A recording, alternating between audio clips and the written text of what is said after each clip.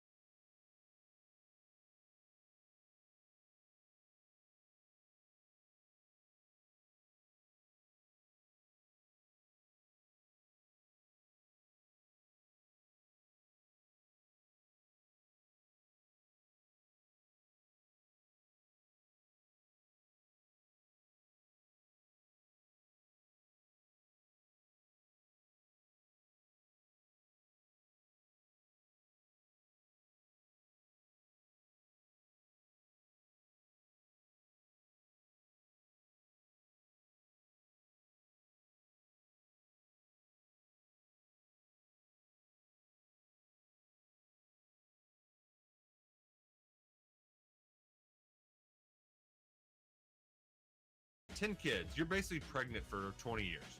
Pregnant or breastfeeding. Just wild. Like, that sounds exhausting.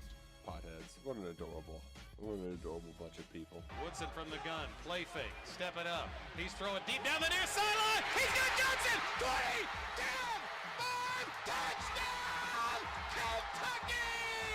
Jesus, Roush, get it together. Yeah, It's game day. Come on. Welcome to Kentucky Roll Call with Walker and Roush.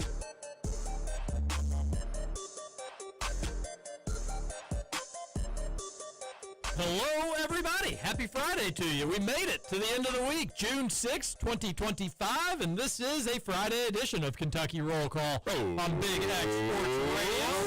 Streaming on the YouTube. Nick Roush and TJ Walker, we tweeted out the YouTube, but if you're not on the old X or Tweeter, then just go to YouTube and search for Big X Sports Radio, and it should have a thing there that says that we're streaming.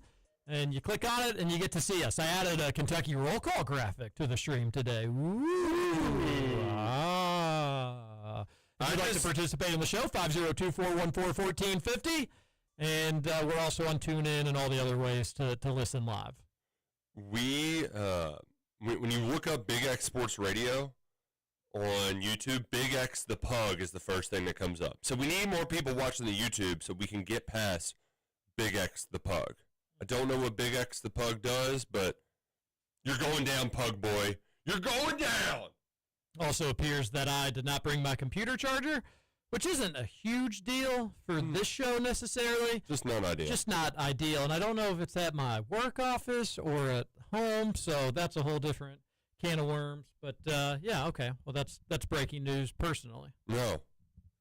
Wow. How was your Thursday, Mr. Sports Talker? Did you have a good one? Wife's birthday. It was great. Yeah, it was awesome. Got to spend, as I mentioned yesterday, the morning with her, and then after had to work after the radio show for a little bit, but then got to meet back up for dinner time. We got the best Italian in Louisville. Mm-hmm. The best Italian.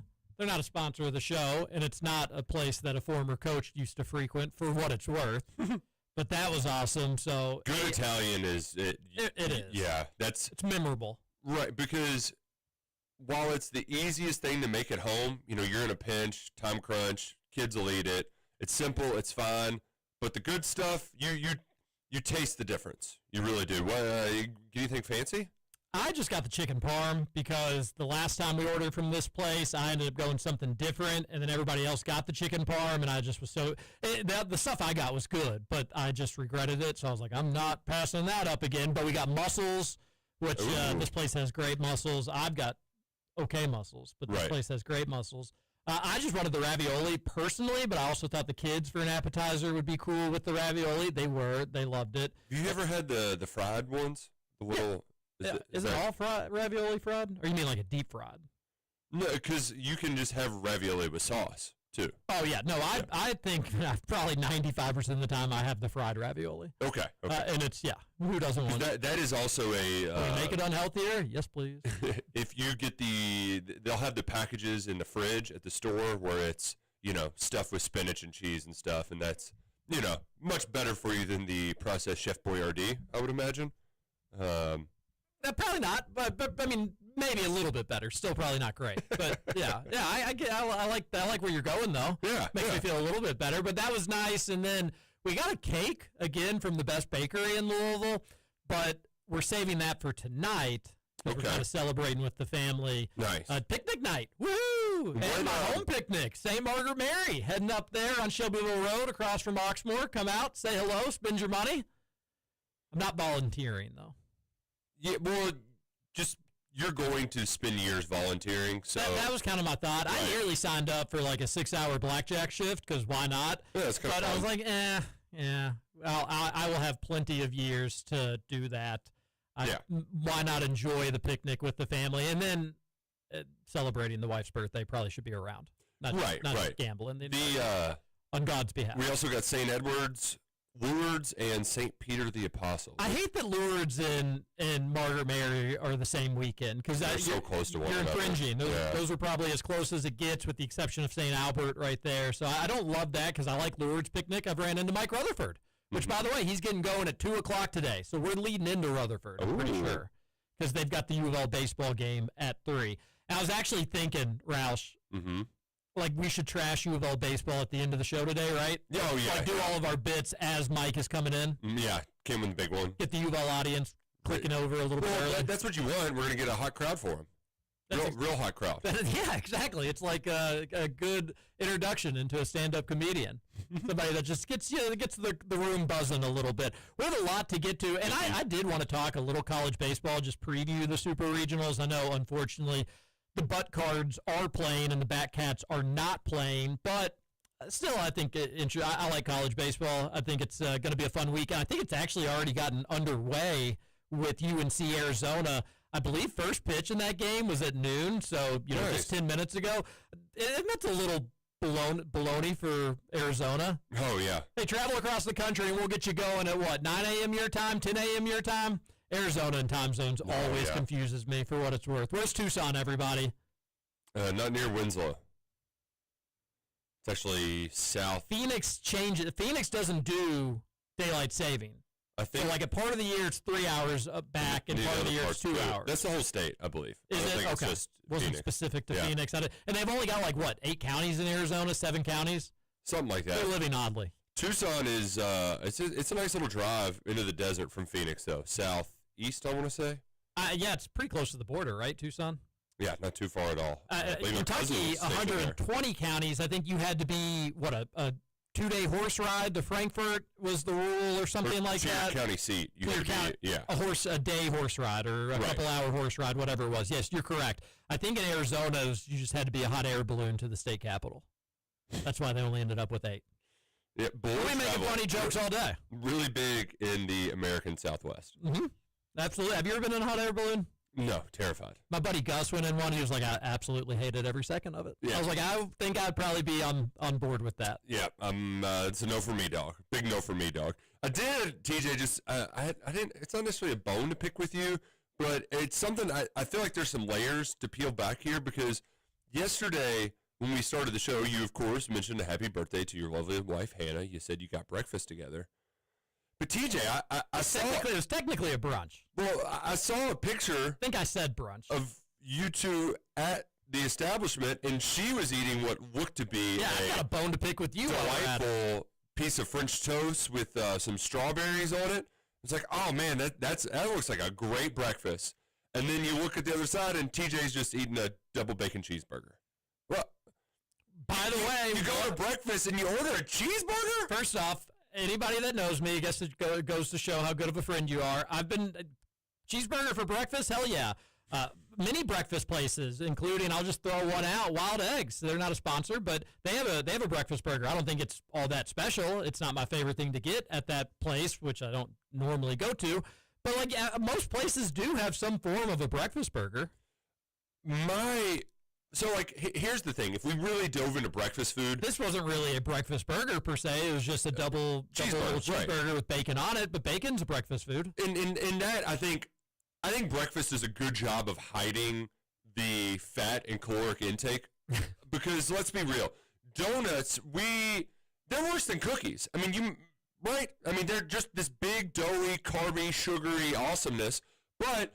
Big breakfast has convinced us that, no, this is fine to eat in the morning. Same thing with bacon or sausage. How much different is a sausage patty between 2 biscuits than a burger, right?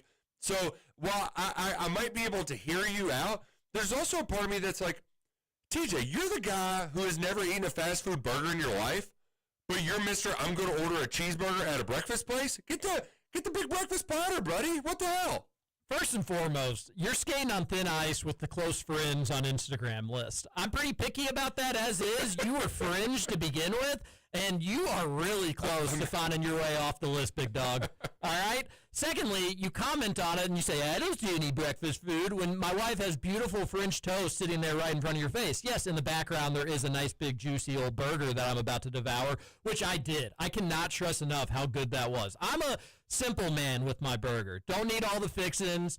Bacon's really the extreme, and that's not an extreme. Bacon's delicious. How would you not like bacon? But no pickles. I don't need pickles, ketchup, lettuce. Ketchup could do with or without. If it's a good burger, it certainly doesn't need any ketchup, and this one did not need any ketchup at all. And it was funny. I thought they were gonna do a little side of chips or fries or anything on there. Right. That was just the burger on a plate, and that was it. And I was Ron Swanson. I was kind of hungry, so I was like, oh man, I don't know if this is gonna be enough. But it was so good. Roush, you know when you're eating something delicious where you can feel the endorphins like spreading out through your body? Yeah, That's when you know that you're having an experience eating something. And the reason I love Kern so much, they have an amazing burger. It's my favorite burger in town, but this one truly did give it a run for its money. But Kern's, I think, benefits from the spicy cheese. I think I like the burger, but the ghost pepper cheese just kicks it up a notch. You just can't get that other places. Right. This one didn't have any spicy cheese, and it still had me hitting all the little TJ spots. Well, I'm glad you did at least enjoy it. If I'm going to a breakfast spot, though, because especially if you're out and about, I want something that I'm not normally going to have at home.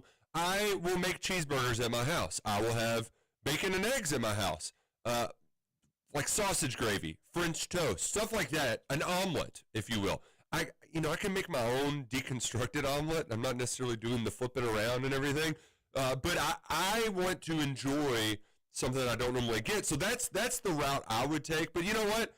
I can't yuck your yum. If it meant the endorphins were coursing through your body, then I'm glad you enjoyed it, TJ. I just wanted to make sure that you weren't lying to our listeners saying that you had breakfast when you clearly ate a burger, which is not breakfast food. You're more onto something about my little niche, don't eat a fast food burger, but I just crush breakfast burgers like they're going out of style. And just because it's happening right now. I thought it was so good, Roush. You got to go to that place and get that burger. It was so good. And it's kind of, my wife always likes to go to like the hipster fart sniffing places in Nulu or the Highlands and stuff like that. Because there's one in particular in Nulu where people they will inhale the farts from that place. And I'm like, I know 5 burger places that are better, that are in much dumpier spots that I would. She just loves like the fritzy little I saw it trending. People on Instagram, an influencer went here. The furniture looks really expensive. Oh, cool, neat. You know what kind of place I'm talking about. Yeah. And usually it's overpriced. The service is like you're lucky just to be here. Not like we're lucky to serve you. Like you're lucky to have us serve you, buddy. All right, and we're gonna show that attitude every step of the way. Everybody at this place was very nice for what it was worth, and the service was good. It actually was just like you had to go up to the bar sort of place. Do you like those places? You have an issue with them? Kern's is a go up to the bar kind of place. It all depends, because there are some where I think it's more convenient and you're more likely to get your food faster, so I prefer it that way. Especially a barbecue joint where you just kind of go up, tell them what you want, but. Yeah, I'm typically pretty indifferent on that. Yeah, it's just she's a huge fan of those places, but this one lived up to it. Lived up to all the hype. I will be going back for that burger. No ifs, ands, or buts about it. I wanted to get a horse racing guest on today, so I thought just first and foremost, hey, I'll reach out to my buddy Louis Rabeau because that would be kind of funny to get you two talking. Yeah. He just now texted me back to say he couldn't do it today. Oh. 12:15. I texted him at 6:24 a.m. Which may be a little early for a text message, but I know Louis, so I don't really care. Thanks, Louis, for getting back to us while we're on air. And 6 hours later. Prompt and to the point. Maybe I can reach out to somebody, see if they'll hop on for Probably would be even better than Louis, so that would be good. Oh, yeah, definitely. But I wanted to do a little Belmont talk. We don't have to have a guest. I'm ready to talk Belmont, but it's going to be a jam-packed roll call. And the fact that we've talked burgers here for 15 minutes just goes to show we're a lunchtime show and we're hungry boys. So it'd be a great day to do the bit. Great day to do the bit. If you want to send us some lunch here at Kentucky Roll Call. All right, we have NBA Finals talk. Roush went to Churchill Downs last night. You asked me all about my Thursday and how rude of me not to follow up and ask how your Thursday went, because I've got a feeling it was newsworthy, or at least radio-worthy. Yeah. We are going to talk Elon Musk, Trump today. It's a busy sports day, and now this is about 20 hours old, which in today, the 2025 news cycle, may as well be a week old with the way things go. But I'm sorry, we're going to talk Elon Musk and the Donald Trump fight, and then as we mentioned, we'll talk a little college baseball, college football, college basketball, hit on all those things. And your text into the show, 502-414-1450.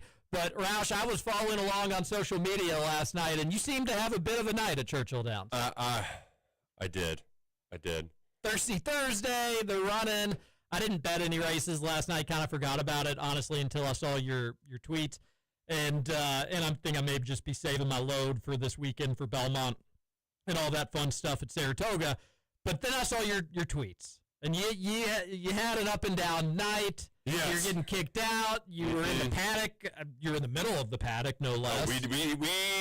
We touched them all, as they say in Seemingly baseball. so. Tell us about it. So it's people who listen to the show know very well that the Twilight Thursdays at Churchill Downs, one of my favorite things, one of my favorite social outings, because it's a cheap, fun night, $2 beers. The races are just fine, nothing crazy, only 8 races, but you can get in for a couple hours, bring the kids, and, just you get older, you get more kids, it gets harder to bring everybody in. There's T-ball in the way, so we are, only got a couple weeks left in the meet. I had not been to a Twilight Thursday yet at Churchill Downs. No T-ball last night. The weather's looking good. We got the green light to bring the whole fam to Churchill Downs, so I'm excited. Don't believe we had taken baby yet to the track, so it's like, all right, let's get everybody together. It's a good crew that's going to be up there. So we pack all of our stuff. I even get the kids some Lunchables as like an incentive, like, oh, this will be something fun to kind of keep everybody locked in, keep everybody in their seats, because you just want to keep them busy for a couple hours. So got everything ready. We load up the van. Frank falls asleep on the way in. So get out the wagon, get the kids in there. I'm holding a sleeping toddler while walking to get our tickets. We get inside. They open up the side gate to let the wagon in. I'm getting a program, walking over to get my ID wristband, and then I have a sorry, you can't take that in here. Sorry. And this woman is wearing a highlighter yellow. She's clearly security. The people in green taking tickets are like, no, what's wrong? Everything's fine. She says, you can't bring this in here. My wife says, what do you mean you can't bring this in here? It's like, this is too big. No wagons are allowed. It's like, well, what? We've brought this before. Many a times. This is what we take when we go to Churchill Downs. This is part of the reason why we bought the stupid thing, is to keep our kids all in one spot before we go to Churchill Downs. There's a purpose, there's a point, there's a method to the madness. And so we sit there and we argue a little bit. And she says, I'm sorry, but it's like, well, I can get my boss over here and he can check it too. And my wife, she's fuming, absolutely steamed, says, fine, go get your boss. She's keeping it together. Wow, go get the manager. Oh, and I'm normally not a go get the manager type, but I'm immediately like, this is bullcrap. Like we bring this thing all the time. What's the big deal? So we sit around, wait around. I'm still holding sleeping toddler, sweating my you-know-what off. Manager comes over and, yep, sorry, it's just you can't bring that in there. Like, why? When is this? No wagons allowed. Well, what about a double stroller? Well, yeah, you could bring a double stroller around. Well, what's the difference? Well, if there's a fire, if it's fire code, where are you sitting? I'm not sitting anywhere. I'm going to that large $100 million paddock you got over there to sit my butt on a bench and to keep these kids in there. We're not going into seats to block the way, okay? This is not going to happen. And I haven't raised my voice, and my wife, she's just got the, I don't know the exact look on her face, the exact proper way to describe it. But she says, you know what? Fine. Can I get a refund? Oh, yeah, sure. We can help you over there. Like, so I'm like, oh, God, what are we going to do? Oldest starts crying. Oh, yeah. And I'm just like. So what was your option? Take the wagon back? They wanted you to take the wagon back to the car? Yes. And then I would leave it. Did they offer, like, hey, you can leave the wagon over here so you don't have to walk back to your car? Did they offer any of that sort of stuff? Or no. Take it back to the car, come back? Yeah, you can take it back to the car and you can come back. And it's like, well, are we just going to carry this 10-month-old baby around all night? No. Or are we idiots? Like, no. It's clearly set up to keep everybody locked in for the next 2 hours. So I wanted, for radio's sake, to come after you, to have Churchill Downs back. Okay. They have rules, Roush. You can't bring the wagon. You should have known, or blah, blah, blah, blah, blah.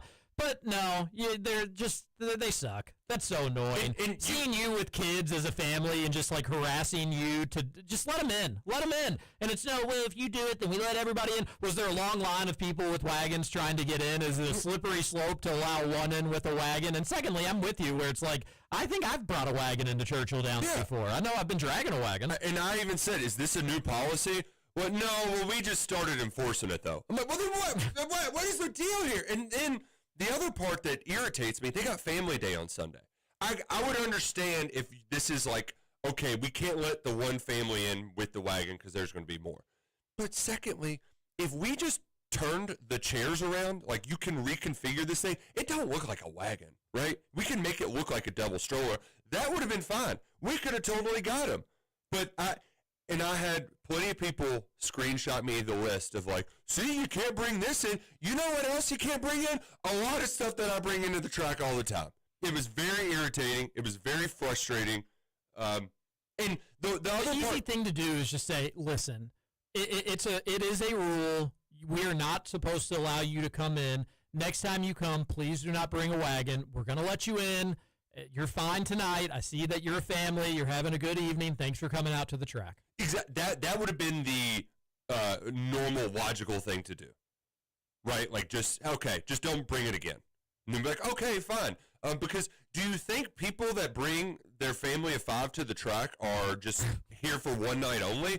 No. We're freaking regulars. Well, even if they are one night only, let's let them have a good one night. Let's not harass them. Let's not make it any more difficult. They must have not known. Okay, now you all are regulars. Maybe you should have known. Maybe you shouldn't have known. Next time you come back, you're not bringing it. It's just any way you slice it, just be considerate to a family with a baby and 2 kids. Under 5, who all we're doing is showing up to spend our money. You brought in a bouncy house that you were trying to plug in and take up 500 square feet of space or something. You had a wagon that was slightly different than a stroller. You want us to spend money at your track? Let us bring kids in where we have to bribe them with food from your concession stand and let them sit still. I mean, you can make a strong case there's been an attack on families at Churchill Downs for decades. Oh, I used to go as a kid all the time, Roush, and we would play our ass on the playground for hours while our parents would bet. Yeah. Good parenting, Mom and Dad, by the way. It was great. Good parenting. Yeah. That being said, where's the playground now? No, nowhere to be found. No, Churchill Charlie and the Churchill Downs kids. Where the hell is Churchill Charlie? Is Churchill Charlie locked up? I haven't seen Churchill Charlie. Blink twice if you're okay. How do we know they don't have him tied up in some storage room and he's starving to death? This could be like a Craig James situation. I know, PETA. How are you not on top of this? However, the night did turn, which was a positive because initially. I know. I like that we're getting on them and they're going to end up being okay in all this. Because I put toddler in the wagon. You know, I was like, all right, well, he'll just fall back asleep. Brooke can take him. She gets her money back. He wakes up and starts losing it. And so I'm like, I'll take him too. I'll take the boys. We'll have boys' night out. There's other people, other friends who brought their children because that's what we do, right? Like it's a family affair at Churchill Downs. It's not just the seedy underbelly, the gambling dark side of Louisville. So I have both of the boys. First race, have the oldest just pick a number. He wins. The horse's name sounded like a transformer. So with his winnings, he got to buy a snow cone. Boys get the snow cone. They're having a good time. We're going to go to the paddock to see the horses and run into family friend, Will South End, and they say, hey, you want to take them down into the paddock? Wow. So a friend had a pass for us to get down there. So that was pretty cool. And where it really turned. So that's already a pretty good start. You got one winner. Can you touch any horses in the paddock? No, and they're not the race horses, I know, but they've got some of like the show ponies. Usually the outrider stuff, they stay out of the paddock, like it's just for the paddock horses. Makes sense. Get crowded. Yeah. So we go up, we watch the race. Our horse didn't win that one, but we come back, and the kids, they're, I could tell they're starting to run on fumes, right? It's getting close to 7 o'clock. We've got the monster trucks out, but they're starting to hit each other with them, and. Fortunately, one of my buddies who is the rowdiest friend I have, Uncle Quorum, he's a wild card, but he has the sense of awareness, the parenting spidey sense to say, all right, let me step in and help out my buddy Nick here. He said, hey, Duke, let's go pick a horse. So he gives Duke a $20 bill, and they go up to the window and they go bet a horse. He comes back with a ticket. Frank sees it. He sees, oh gosh, he's got a ticket. Well, I want a ticket, so I've got to go get him a ticket too. Duke had the number 2. Frank wants the number 2 as well. I'm like, whatever. 2 across on the number 2. This horse is the longest shot in the field. It don't stand a chance. It's a 6-horse race. Like, this 6-5 is going to win. It's not even going to be close. I'll be damned if that 2 didn't get up for second at 15-1. Wow. So they go. Nice. They go and they cash their tickets. They win like $60, and they're talking about. So now they get to go. They're going to buy toys today with their winnings. So it ended up being one of those, like, my head was spinning because, like, people were there. They know that I had kind of a rough start to the night. They're buying me beers. They're helping out with the kids. And everything's going 100 miles an hour. We get out of there, end up having an outstanding night, and then I'm in on the late pick 5 ticket too. So Wow. it was a freaking roller coaster, man. An absolute roller coaster. And that just shows you the kind of I don't know if fun's the right word, but like, you never know what's going to happen at the racetrack. You never know what's going to happen at the racetrack. But I did learn, hey, next time, just bring a stroller, damn it.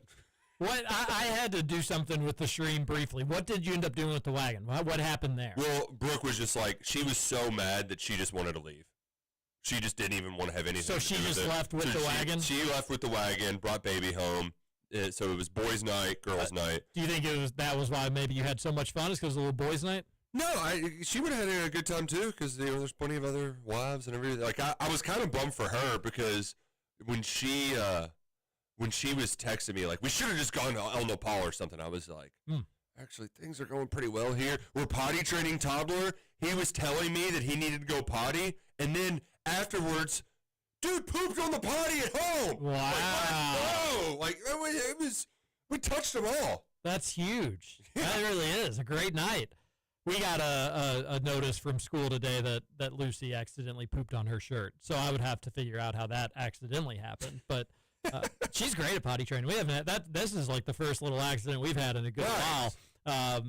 It's been months without having to worry. She goes by herself and even wipes really well, which is shocking. Not perfect on the wiping, but really well for a 3-year-old. I would say.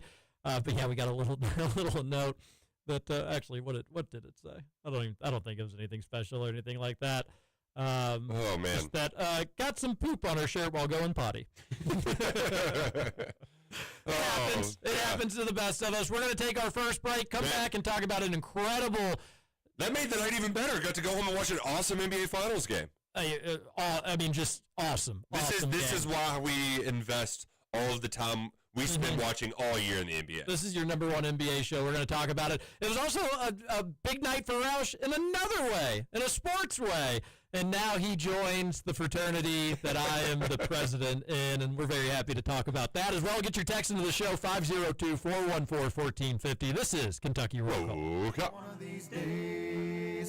One of these days, I'm gonna find me a better way to live my life and carry on without the strife.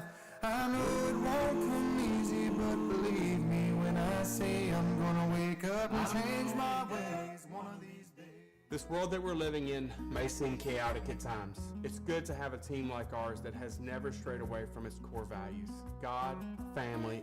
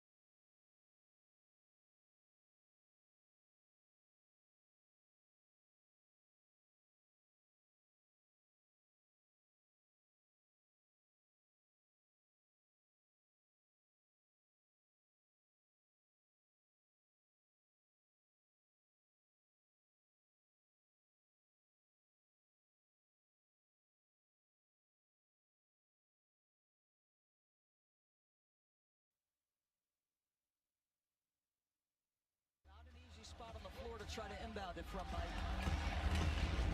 SGA has it. There's about a 9-second difference shot clock and game clock.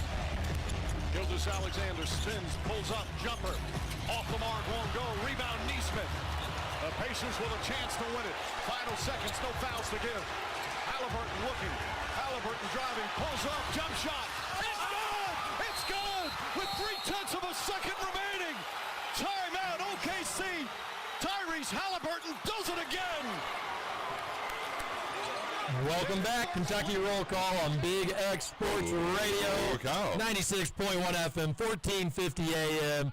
And boy, did we talk about it. We talked all about it. My little $5 money line bet. Woo! I'm rich. A little more money to blow on the ponies this weekend, Roush. But I did have a bigger bet, just a unit bet on the Pacers plus, what was it, 9? I think I got it at plus up to 9. 10. I think I got it at 9, unfortunately. But I regretted that I had a conversation with a friend beforehand. It's like either OKC covers or Pacers win outright.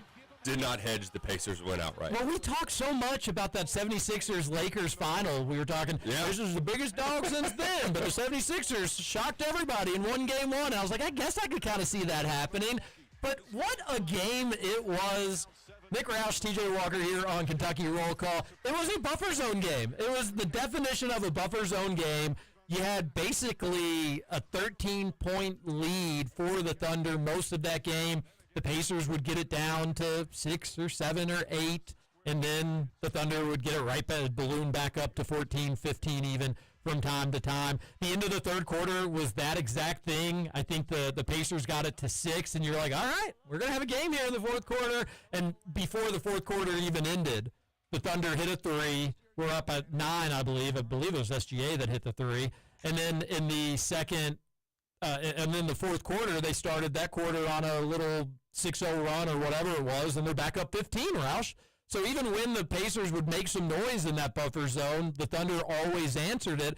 But it almost seems like at this point in the playoffs, now the Pacers have been down 15, I believe 8 times this playoff, and they've come back in 5 of them. They've won 5 of those games. It is wild, but it's like they play with their food, and when push comes to shove, all right, now it's time to take over. But even in a buffer zone game, you could kind of feel, all right, they're still hanging around. They're still hanging around. And then they attacked late. But once again, they did it. And Halliburton, who has been as clutch as really anybody in the history of the NBA playoffs, he hits the shot with 0.3 seconds left. I love that they didn't call a timeout there. Of course, you love it because it worked, right? Right. But they've just been in that spot. So let them play it out. And what a game it was. First and foremost, the fact that Halliburton played poorly all night and still had the chutzpah to go make it happen late, it was one of those things where I said out loud to my wife, are they going to let him do it again? Are they going to let him do it again? And the fact that he did it. He absolutely did it. It was absolutely incredible. And I thought, TJ, multiple occasions, their opportunity to pull off the comeback was slammed shut, particularly in the one segment. I forget what happened when the Pacers had the ball, but there was seemingly a turnover when they were down 3. It was either a turnover or a missed shot, and then Shea comes down and gets a really tough 2 to go up 5 with, I don't know, a minute to go, something like that. That was when I thought, well, it was a fun ride, Pacers. I'm glad it's going to be a good series, but you're not going to be able to steal one tonight. The fact that they were still able to get those stops, that Shea didn't hit the big shot there with 20 seconds left or whatever to force him to shoot a 3. Like,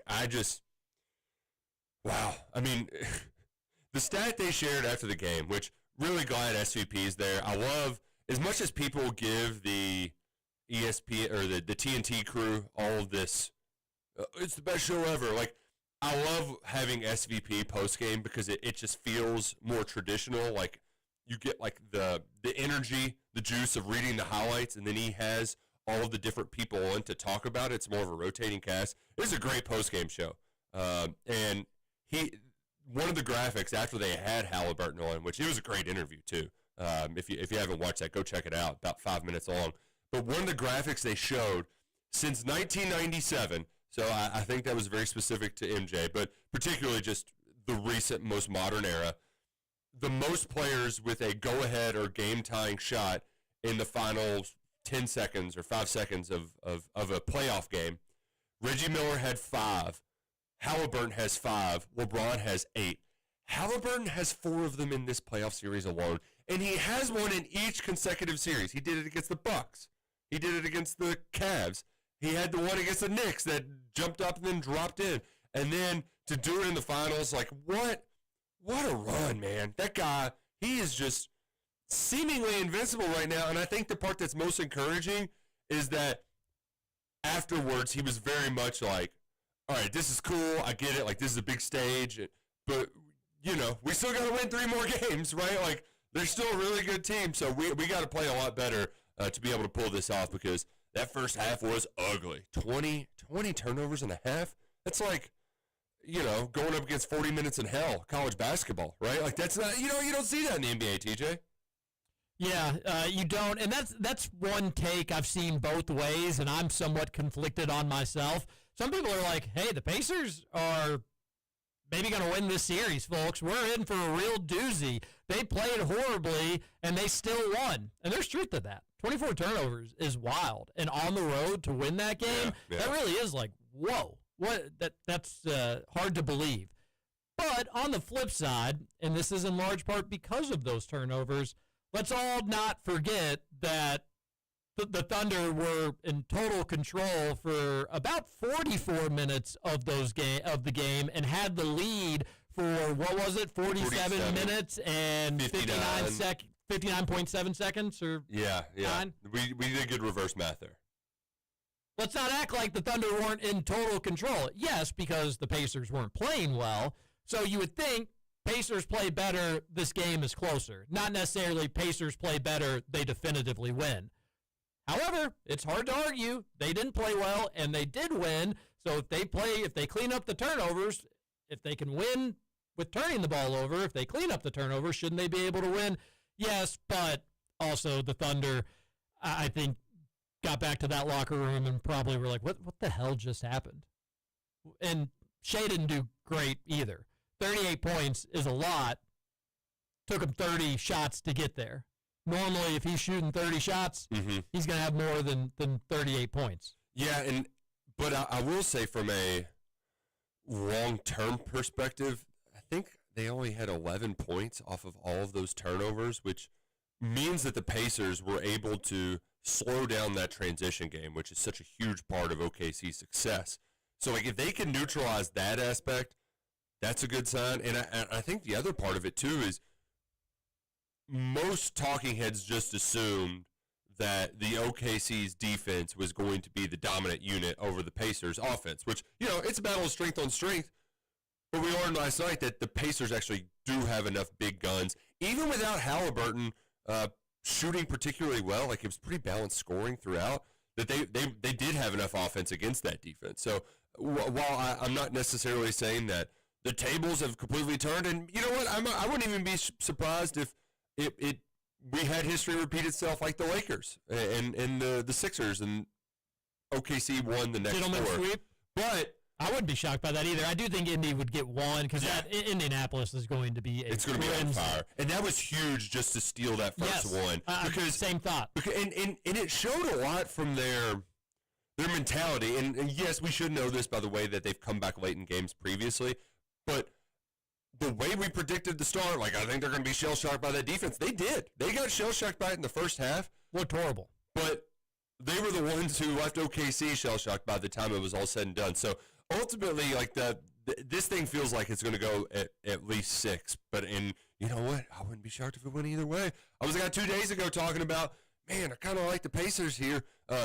Should have been the guy who bet it then. I haven't checked at it now, but I'm curious how the odds for series winner have shifted. We can get that pulled up in a moment. I still think Oklahoma City's going to win. I think it'll be in 6 games. But I think this series is going to have more fun moments, and if nothing else, you got one. You got an incredible game. That being said, this is not an original take to Kentucky Roll Call or myself. Everybody has this take, and that's just because they're really, really silly not to do this. Put a trophy, put put something on the court that saes it's the finals, please. Is that too much to ask? They used to do that. Yes, they did. Yeah, it's kind of cool. It was very cool, and it's for the NBA Cup. They'll make the courts look absolutely stupid as could be, like Oregon on LSD. But for the actual finals, for the real thing, let's just make it look like it's a game on November 22nd. 502-414-1450 is the text line. Our boy Cason Wallace had a terrible night. He was a huge plus-minus loser at minus 13, biggest in the game. It was cool to see him in, but was that shot on him? Yes, it was. Yeah. And I don't really, he's taking that shot, and I guess there was enough time for Halliburton to maybe go inside and do a floater, but in the NBA, the majority of last-second shots are those step-backs, dude. And he gave Halliburton plenty of space, unfortunately. It wasn't Cason Wallace's best game, but he's young. I think, unfortunately for Wallace, you're going to see more Alex Caruso getting his minutes. But he did play 33 minutes, so even in the game and him not playing well, he's still got plenty of opportunities and plenty of chances.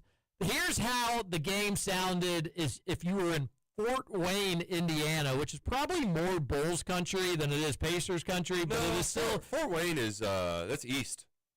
That's yeah, but I would Indiana. I still would think they'd be just okay. You're right, but it's still very north, no? Yeah, I mean hour and change. Like you're closer to Indy than Chicago.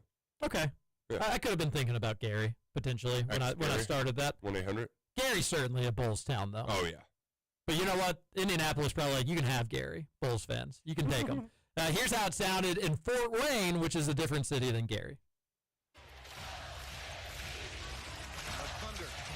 For this three-point lead. SGA the drive inside. Shot block. Siakam throws what a block. Next on 21 Alive News, the man who was brutally beaten at Pike's Pub last week has come forward. Hear what he wants to have happen now. Also tonight, a big night for Pacer fans as Indiana is in the NBA Finals. We'll show you a local business who has seen a boost from the yes sirs. And we could see a little fog overnight tonight. We'll have the very latest forecast coming up. They cut to their news broadcast with 48 seconds left in the game. Before everything happened, they cut away. Now, they did get back before the game ended, so that was good, but not the best moment for WPTA, the ABC affiliate in Fort Wayne, Indiana.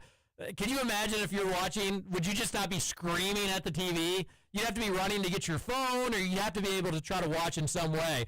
But that's the NBA Finals with a minute left.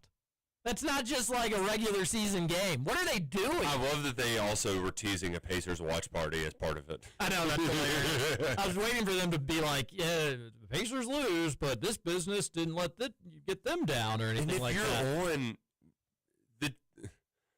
Isn't everybody in the TV studio watching the game, waiting for it to be over because that's when you go live? Agreed. I would think the same thing. That would drive people crazy. I would hope that maybe some people, news people in Lexington, got some mean tweets or emails because doesn't that always happen to them? Anytime there's a UK game and they cut away, they just get absolutely blasted. Fort Wayne's probably far enough away where it wouldn't matter. But great NBA game. I hate that they don't get back at it again until Sunday. Oh yeah. Let's take forever to start the finals. Let's play a game and then. You'll have to wait very, very long. What do you think the players do? Like, hey, we've got Friday in OKC. Not a big nightclub town, I wouldn't think. No, it's probably good for them, I guess. Did you hear they had there was lots of criticism levied at Mike Breen because he didn't deliver a bang for the game winner. I didn't think it was a great call for what it was worth. It was a fine call, but I don't think it was anything. Well, and you initially hear maybe Richard Jefferson kind of going, oh, but Breen, he actually spoke with Jimmy Traynor from SI and was like, I saved my bangs for threes, and he can remember he has only given a bang for one other 2-pointer in his career, and it was a Kobe Bryant game winner that he made against Phoenix. So he says he saves it exclusively for the twos. Did not know that. I will say, Richard Jefferson does not sound like he needs to be on an A broadcast. Maybe I probably said that originally about Stan Van Gundy too, but I don't know. Just something about Richard Jefferson. He sounds a little goofy on there. I don't know. I'm not the biggest fan in the world, but I'm not. And I don't really care about commentators all so much. Fair enough. A texter on the text line says, is Tyrese Halliburton a superstar in your all's opinion? Of course. There's different tiers of superstardom, but he would certainly be on the list of current NBA superstars. And this is how you vault yourself way up. Sure. Being this clutch and having this many big shots, and just not even the shots, just the comebacks entirely for the Pacers. Against the Cavs, what was it? Down 7 with 30 seconds to go. I remember we went nuts about it on radio. We were like, we weren't watching, but that was crazy. Crazy to think. And then they've done it now pretty much every series. It's nuts. Does it find you rooting for the Pacers? Yeah, and I was kind of rooting for the Pacers going into this too, just with my heart, but with my head. I like good games and exciting games, and I thought that was awesome for Indiana. And I don't care if they do win, great for them. But no, I'd like Shea to have this dream season. So go ahead and win the championship, Shea. And Kaysen. Speaking of head and heart, we'll talk a little Belmont in the next segment. I did get us a guest to kick off hour number 1 to talk a little Belmont. Hour number 2? 2. Okay. 1 o'clock hour number 2. Woohoo! We'll do some Belmont talk. Yeah. So you want to say who it is, or Ellis Starr? He does work with Keeneland Selects. He always shares his picks there for he has a bet of the day, and you bet your sweet buns he's playing Saratoga. So oh yeah, he'll come join us. Talk a little Belmont for 5 or 10 minutes, and I'm completely unsure of what the hell's going to happen there. So excited to get him on to talk a little horse racing. Maybe we can get to the text line some.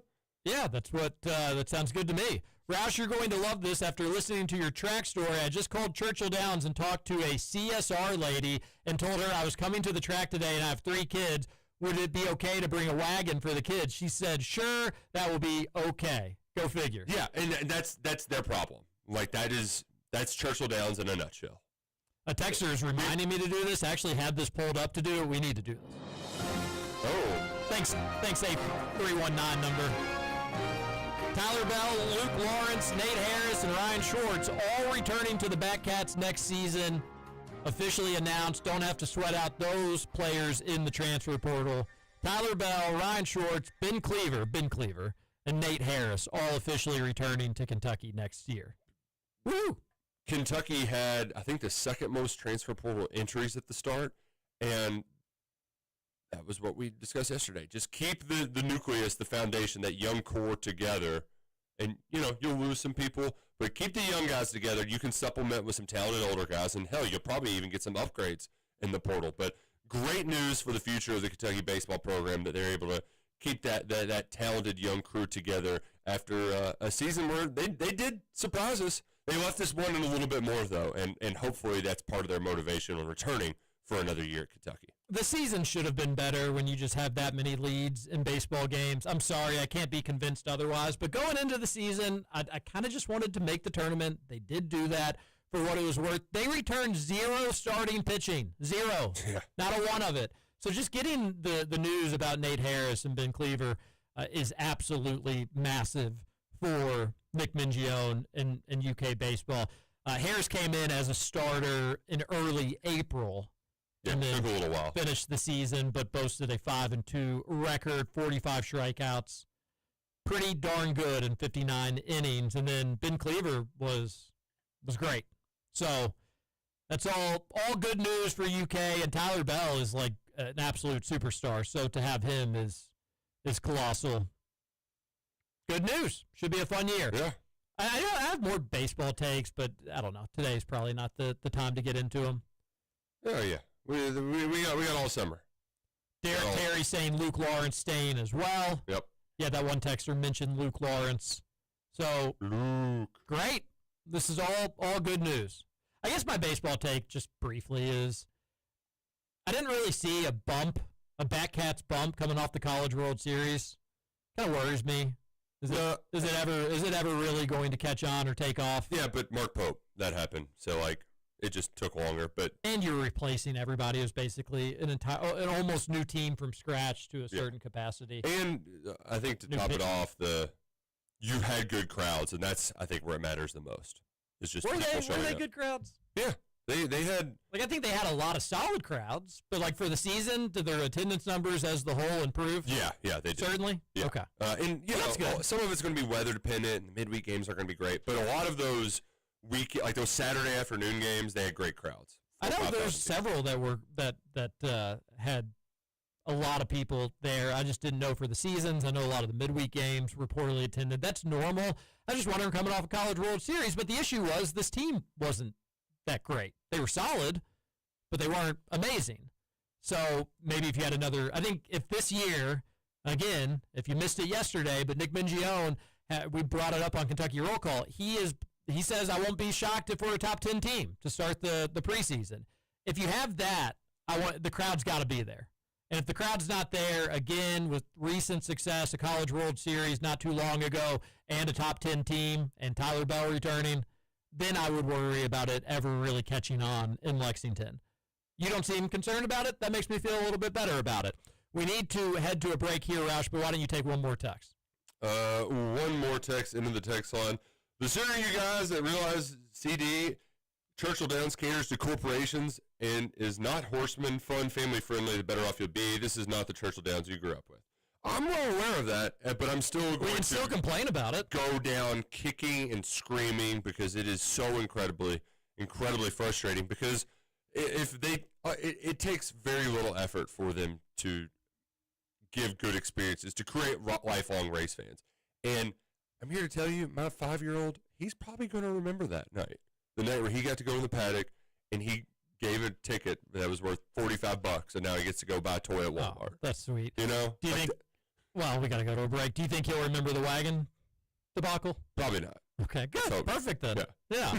But even still, like a night that didn't look all that great ended up being an awesome, memorable night. Hour number 2 and some horse racing talk when we return here on Kentucky Roll Call on Big X Sports Radio. Sitting on the roadside once again. When that wagon passes by, I don't even matter. This is Kentuckiana's only locally owned sports talk. The Big X, AM 1450 and 96.1 FM, WXVW Jeffersonville.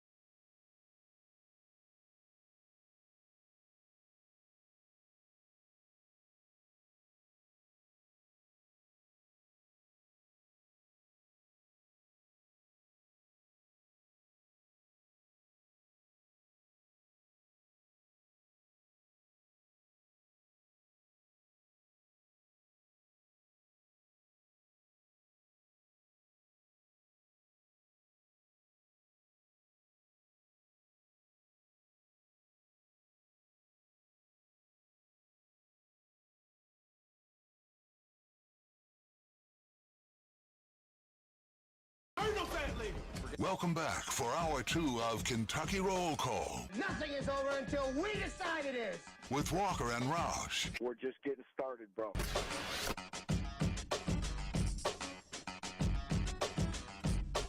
Welcome back. Hour number 2, Kentucky Roll Call here on Big X Sports Radio.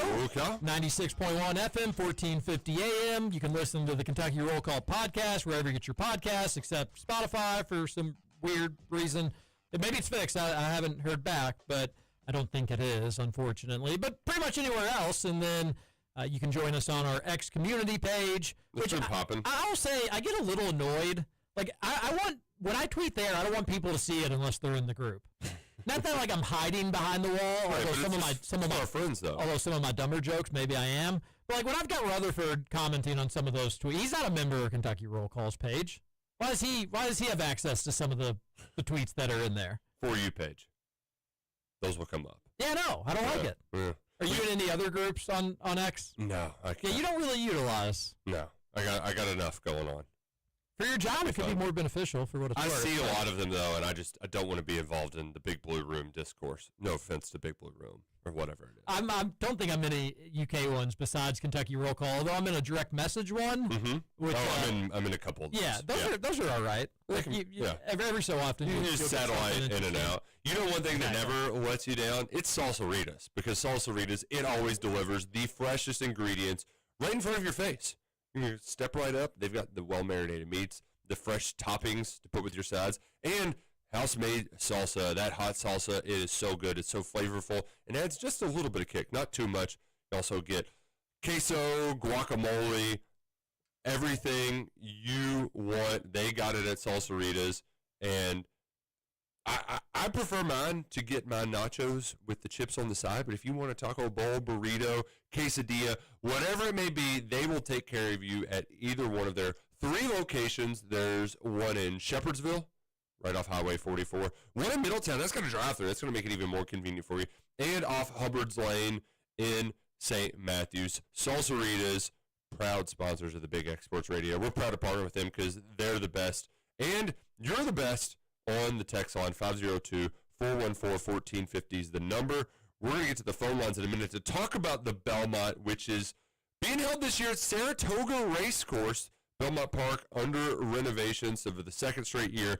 The test of the champion is only going to be 1.25 miles, and this year it should be a doozy. And now we're happy to be joined by Ellis Starr, the Uber capper, a national racing analyst for Equibase. Ellis, thanks for joining us today to talk a little Belmont ahead of the big race this weekend. Hey, it's my pleasure, Nick. It's always fun to talk big races with sports fans from around the country. It's a great day, and this year's Belmont's going to be pretty cool. I know a lot of people, they get disinterested in the Belmont when there isn't a Triple Crown on the line, but I would argue that we've got as many great storylines as ever before. The first time since 2013, the top 3 Derby finishers have all been in the Belmont race. A lot of it's going to be sovereignty versus journalism. Do you like the horse with more rest, or do you like the horse that has seemingly answered every challenge except the one in the Kentucky Derby? Well, I like them both, and I also like the third place finisher, Baeza, and it's going to be really interesting because, like you said, you've got a lot of storylines coming in here. You've got, the what if. What if sovereignty hadn't skipped the Preakness? Would journalism have still won? Besides the what ifs, journalism, of course, getting kind of trapped and boxed in with about a quarter mile to go and still asserting himself, like showing a really fantastic athletic ability, mental and physical, to make up those 5 lengths in 1/8 of a mile. And then you've got Baeza, who also sat out, the Preakness, who is the least experienced of the group, but I think at this point in the year, the experience is much more negligible. The lack of experience, I should say, is much more negligible than it was in the Derby, and he's actually my top pick slightly. This is our race of the week for Equibase and other websites, and I just think it's a really interesting thing. These are still, the equivalent of 18 to 21-year-old boys and men, and they're still kind of getting bigger and stronger and maybe smarter as the year goes on. Yeah, and that's you're exactly right there. Like the steps forward. What are we going to see from Baeza? And that's why I think Baeza is probably the most intriguing betting option. But Do you think journalism should be the morning line favorite? And when we get to post time, will it still be the morning line favorite? It's a really interesting question, Phil. I know, you folks may know the morning line is just a prediction of what the public's going to do, and the person that makes the morning line, it is a thankless job, to be honest. I've known a couple of morning line makers, and the one that does it for New York, David Aragon, is really good, but the job is to predict the public using about the same factors that everybody uses when you handicap the races. So I was trying to figure it out. I think that based on the fact that he won the Preakness with that, impressive burst, I think he will be favored over Sovereignty. When you go back to the Derby, he was favored over Sovereignty, and Sovereignty won the race. Sovereignty had been slightly ignored, as is often the case with the horse that runs second in one of the major prep races before the Derby, and that's one of the reasons journalism was favored over him. But now that journalism won the Preakness and was favored in the Derby, I think it's legitimate. I think he still will be the favorite over Sovereignty. And whether he should be or not is an interesting question, because I think Sovereignty was the better horse coming into the Derby, even though I ended up picking him third in that race. So my top pick was journalism, and then one of the Japanese horses, and then Sovereignty and Baeza. So I do think that in terms of whether he should be, I think journalism probably should be as well, is because of, it's what have you done for me lately? Yeah. And what he did lately was pretty fantastic. We're talking with Ellis Starr. He's a national racing analyst at Equibase. I find his picks, his big picks of the day, when Keeneland's open. You can find those at Keeneland.com whenever that meets open. But he's got picks year-round on Equibase, America's Best Racing, a lot of other places. I want to throw something at you, Ellis, because Saratoga, it is the graveyard of champions. The term upset came because a horse named Upset beat Manowar, his only career loss at Saratoga. American Pharaoh lost in the Travers. Secretariat lost in the Whitney there. So we're going to spend a lot of time talking Sovereignty and journalism going in this race. You already mentioned Baeza, but I want to throw this theory at you. Rodriguez is a good front-running horse. It's trained by Bob Baffert. And if you followed along at Saratoga this week, the front-end speed is held up. I know that he got scratched out of the previous races, but do you think that Rodriguez might have a chance to just wire-to-wire this thing despite the long layover?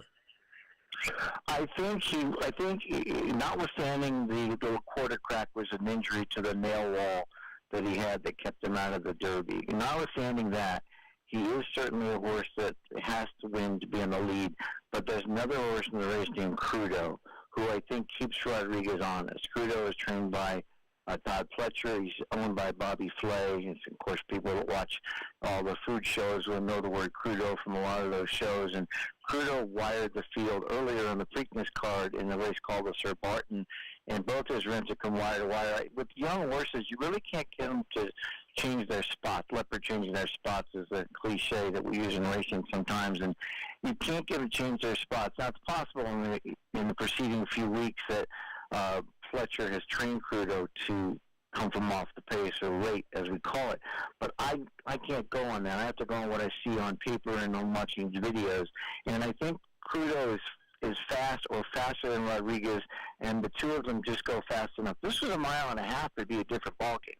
So the mile and a half, horses can go wire to wire and really put everybody to sleep, makes it very hard to close. But a mile and a quarter, which is the same as the Derby, I think you're going to get the battle. We saw it in the Derby itself, of course, with Citizen Bull on the rail, and then some of the other horses all trying to go for the lead, Neo Equos, etc. So I think Rodriguez is a good horse. I think in this case, Nick, he's compromised only because there's another speed horse in the race. Ellis, it's TJ Walker. Thank you so much for your time. I've got two questions. One is the weather looks unpredictable. I haven't checked since we've been on the air since noon for tomorrow, but I know the forecast for the Belmont has changed several times for New York. How could that change the race? I'm not asking you to be a weatherman, but if it is going to be muddy or sloppy, how could you see that changing the race? And then when they get there on that final turn, I know all these horses and jockeys have their preference. What do you think the lineup looks like on that final turn when they hit that final stretch? Journalism's not going to be in the lead. Sovereignty's probably going to be behind journalism, would be my guess. I'm just curious your opinion on how you see the field once they get going for home, and then how could weather impact the race? Well, great question. I'll take the weather one first. And I've been looking at the weather every half hour or so. Storms are rolling in today. They should get impacted just like Lexington is getting impacted right now. They should be getting some significant rain today. And it looks like it's trailing off I call them the weather handicappers because that's what they really do as well. If the weather handicappers are correct, it does look like the sky should break and the rain should stop around 2 or 3. And Saratoga, like Churchill Downs, is a real sandy track that dries pretty quick. So I think the weather will not affect those races. Some of the earlier races on grass, the folks that are looking at the other races, may be run on the dirt, not the big stakes. But by the end of the day, I think the track will be what we call good or fast drying out for Derby. Now, as far as I see the far turn, it's going to be interesting because, again, if the scenario I envision in my head of Crudo and Rodriguez both going for the lead, maybe not a really fast pace, but fast enough to hurt each other. We know that Sovereignty likes to run further back early than Journalism. The difference in the Derby, of course, with 20-horse field doesn't really play because now you've got 8. And by the way, I made the case in one of my analysis that Baeza doesn't have to pass 19 horses. He started 19th in Derby, only has to pass 7 horses this time to win the race. But I think on the far turn still, you're going to see Rodriguez and Crudo probably 1, 2. I can't tell you which one for sure. At that point, I would expect Journalism to be probably 4th, maybe 5th. Hill Road and Baeza will be in the mix as well. Uncaged, who is a horse also trained by Todd Pledger, as is Crudo. He could be the 2-punch or the 1-2 punch, but he looks overmatched. But he could be making a move, just getting tired late because he's really not good enough in the race. I feel like I'm seeing the race unfold the way you're talking about it. I don't even need to watch, Ellis. So how does it finish? I wish it was that simple, TJ. So you're willing to put your money on Baeza, it sounds like. I hope I'm not overstepping. Do you have an exotic wager for the people? Well, so in this situation, you always think long term and short term, and the exacta, which is trying to pick first and second, and I usually play a box because it's just a better way to do it. I sometimes would really like a horse to put it just in the win position, but in this case, you wouldn't play an exacta box of Sovereignty and Journalism. So the exactas would be an exacta box of Baeza and Sovereignty, an exacta box of Baeza and Journalism. And back to the reason why I think Baeza, it has about the same probability to win as Sovereignty and Journalism, but will be higher odds, is just because it's the way he's done for me lately, and a lot of people betting around the world will see that he ran 3rd in the Derby. But in the Derby, you got to remember that he was 15th with a half a mile to go in the race, or 3/4 of a mile, and the other two were ahead. Actually, he was ahead of Sovereignty by a bit, but they both got themselves out of trouble and got in good position. He got stuck a little more than a 1/4 mile to go and had to kind of lose his momentum, and then they only lost second to Journalism by a nose. And as I said, at that point, he was still giving away some experience. We're 5 weeks later now, and I think he's much more experienced, and I think he'll be in a better position. So I would bet Baeza to win, and then again play exacta boxes, Baeza and Sovereignty, and Baeza and Journalism. That's how I plan to bet the Belmont Stakes. If this was a 1.5 miles, you bet your sweet buns Baeza would be my win.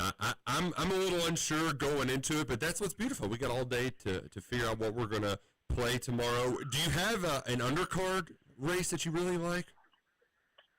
Yeah, as a matter of fact, I do. I'm glad you asked. I had it queued up here. It's a very weird thing that I'm going to say here, but race 8 is the Metropolitan Handicap. They call it the Met Mile, and it only drew a field of 5. It's a fantastic field. The 4 of them can run well. Fierceness, who won on Derby Day. White Abarrio is one of the favorites, horse racing favorites in the world right now. He's 10 for 21. He's made almost $7 million. Raging Torrent, who just won $1 million race in Dubai. But the horse I like in this race, race 8, is going to be just a touch the 4 horse. He's going to be the 3rd choice on the line. His race at Keeneland in mid-April was as good or better than the race that Fierceness won, the stakes race, the Ali Sheba Stakes, on Derby Day, and the race that White Abarrio just won when he was last seen at the end of March in the Ghost Sapper Stakes. So Just a Touch is a real horse I really, really like in race 8 on the undercard. Just a Touch was in the Race for the Crown. That was the John Stewart horse trained by Brad Cox. So I'm a big fan, and hopefully he can get us a big winner in the Met Mile, because Fierceness is certainly going to be 1-1 on the morning line. That's crazy. Ellis, we're going to let you out of here, and we're so appreciative of your time again. But I feel like when we're talking to a horse racing expert, it's the question everybody has to ask, and I'm sure you are sick of having to answer said question. But where do you stand on the timing of the Triple Crown? You've been covering horse racing and following it for, I think, around 4 decades, for a long time. Do you think that it's time to move it, or do you like the current format of the Triple Crown? And I'm so sorry that we have to ask the question that has been going around. It's the second time I've been asked it today, believe me, not the second time this week even, so I understand completely. It's a really interesting question. It's what do you want to accomplish? If you want to accomplish, maybe getting more eyeballs and more money bet on the race, maybe you move it a little later and space it out, but you got to be careful of not moving it way past July, because then you start to run into other competition from other sports. And I don't know if that would help, because on years where there is a Triple Crown on the line, the amount of money bet and the number of people that go to the race at Belmont Park, which will be rebuilt by next year, Saratoga, is double or almost 2.5 times what it is otherwise. So the question is that going to help? As far as where I am on the spacing of it, just for the reason of this is what makes it so special. The fact that it's 5 weeks apart, that the horses start out running 1.25 miles, which they've never run before, and end up running 1.5 miles, which they'll be back at when it comes back to Belmont, I think makes it special enough to make it a real challenge. I do like the 1.25 miles as well for all three practically, all three races of Triple Crown, which is what this year's Belmont will be. So I could see that. But in terms of spacing it for the horses, I don't know that you get a bigger field by moving it later, because if there's a Triple Crown on the line, there's going to be a lot of horses ducking. The horse that's won the Derby and the Preakness. I just don't know. But I think for handle purposes, a little bit, you get a few more eyeballs if you spaced it out. On the other hand, I like it the way it is, because it's such a hard thing to do. I love the tradition behind it, and I just think it'd be weird if you got a Triple Crown winner in a new format and how you'd compare that horse to previous Triple Crown winners. And there is a case to be made that if you spaced it out, maybe you'd get more competitive fields and more horses would be willing to run, and that could actually make it tougher to win the Triple Crown despite the spacing. But I think if you just had the best horse and you knew you had the best horse and he was going to be well rested every time, because they respond differently to 2 and 3 week breaks and getting shipped off and having to do all that. And it is really hard. I think that's a beautiful thing about it. There's only been 2 Triple Crown winners in my lifetime, and they were amazing horses. So I like the way that it is, but I agree with both sides of what you're saying. We also have the issue where if you move it much later, you run into some of the other big 3-year-old races that are so important. The Jim Dandy, the Travers, we call it the Midsummer Derby, of course, and those are big races. And then you move it too late, because if you've got a really good 3-year-old, you're still going to want to keep the horse in training for the Breeders' Cup, which is usually the last week of October, first week November. So you really need to have that last big prep race be no later than October 1st, and it might be too close to that race, so that if you ran the Belmont later in the summer, people would skip it because it doesn't work out in their schedules to make it to the Breeders' Cup. So there's a lot of things to consider. Well, we're glad we considered you coming on the show, or that you considered coming onto the show, because this was great, Ellis Starr. Really appreciate it. If you all aren't following him on X, UberCapper, at UberCapper, follow Ellis. He'll give you some wins, and hopefully we'll cash some tickets tomorrow with the Belmont at Saratoga. Really appreciate you joining us today on Kentucky Roll Call. Thank you, Ellis. Absolutely my pleasure, guys. Enjoy the race. All right. That was Ellis Starr. Make sure you're following along. Great stuff there. It was great. And remember, do not forget, in the race number 8 tomorrow, the Met Mile, Just a Touch. We're trying to beat the favorite here. That is going to be an awesome race. Only 5 horses. All of them are huge winners. Yeah, I hate White Abarrio, too. Hate that horse. Hate that trainer. Least favorite trainer by a country mile. Do not like Saffie Joseph for reasons that I'll say amongst my friends, but I think for legal considerations I probably shouldn't say on radio. Well, now you got to say him on radio, unfortunately. Look at how many times he's been suspended for giving his horses stuff they're not supposed to take. I don't like him. Get him out of horse racing. Interesting. Dutro's worse. Rick Dutro served, I think, a 12-year suspension for giving horses PEDs, and they actually let him back. Like, no. 12 years, just make it a lifetime ban. So you've got an issue when horses take drugs, but when your starting quarterback takes drugs, you think it's cool? Very cool. Oh, especially the trippier the better. The trippier the better. Aaron Rodgers is a Pittsburgh Steeler. Here we go. Pittsburgh Steelers. RELAX. There's a new king in the AFC North. Move aside, Joey Biscuits. Move aside, Lamar Fumble the Ball Jackson. And then whoever's going to start in Cleveland. Flacco, maybe? He's back?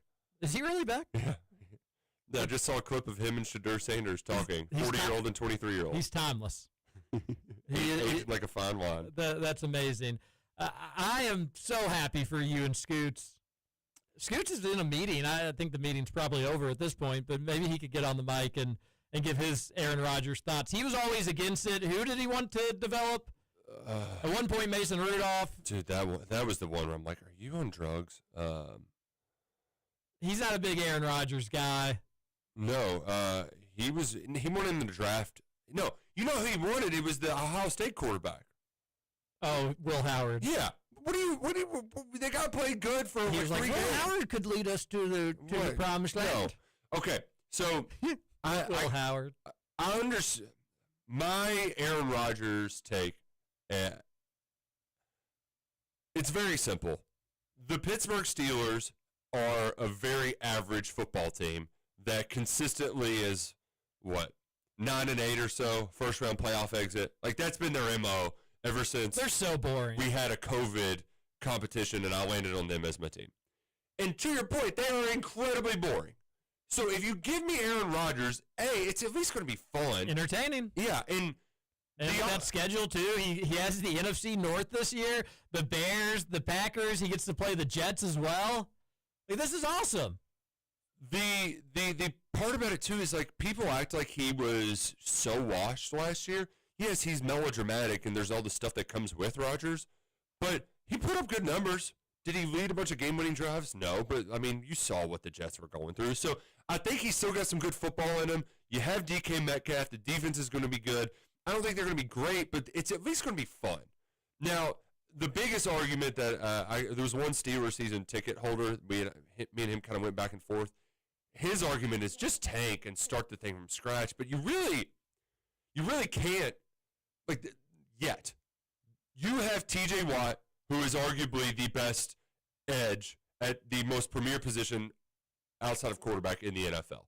You're getting your final years with, and now I can't think of his name. It's not Heyman. It's Cameron Hayward. Yeah, Cam Hayward. Like he's in the final years of his. Like you have all of this built up, where you really only have like a year or two to go.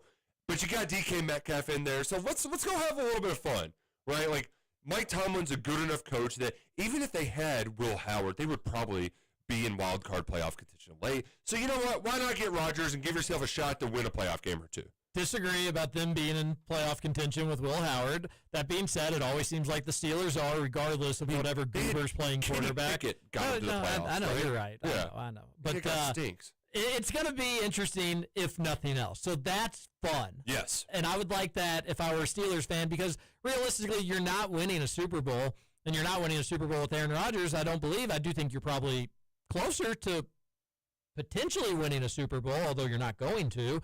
But you had no chance without him. You weren't going to win with Mason Rudolph or Will Howard, so at least it's entertaining. And he's experienced. He has made some incredible throws.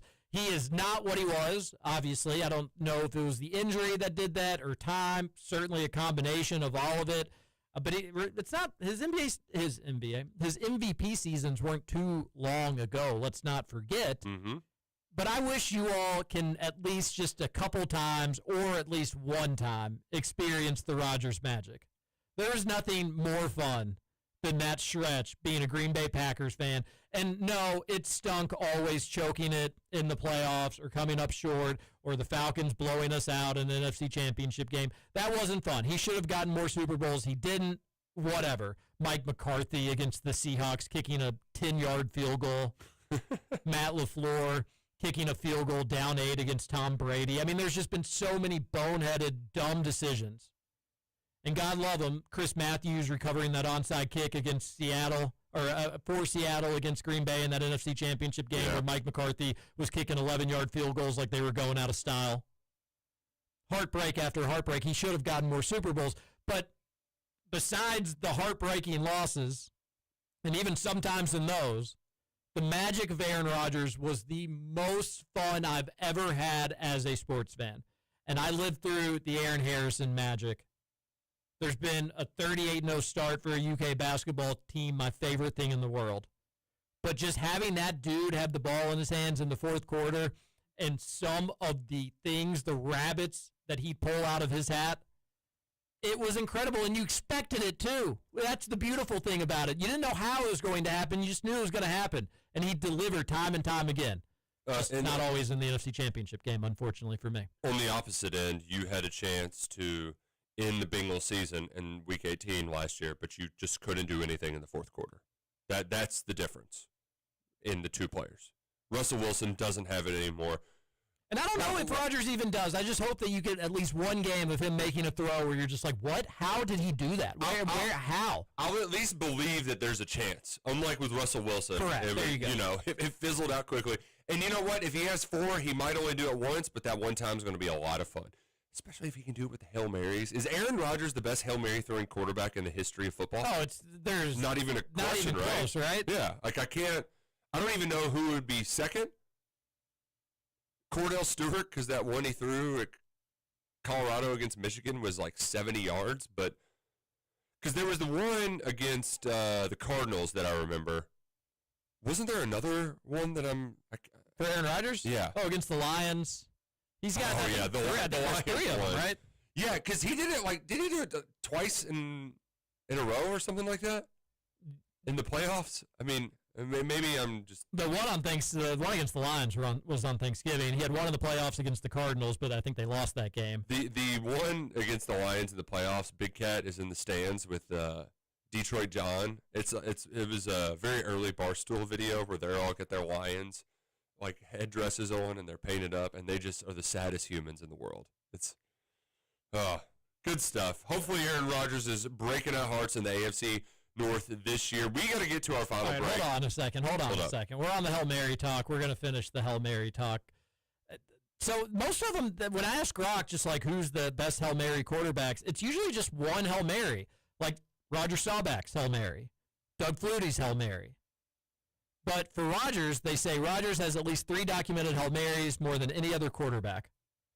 And they say the best one is the miracle in Motown, the 61-yard pass. When Green Bay got the one, I forgot about that. They got the untimed down because of the penalty. Oh, yeah, that's what it was. It was the face mask penalty. Well, that was so great. I think the one against the Cardinals was that was in the playoffs too. Yes, which is even nuttier. Oh man, that's so great. I hope you get some magic. All right, one final segment of Kentucky Roll Call on Big X Sports Radio.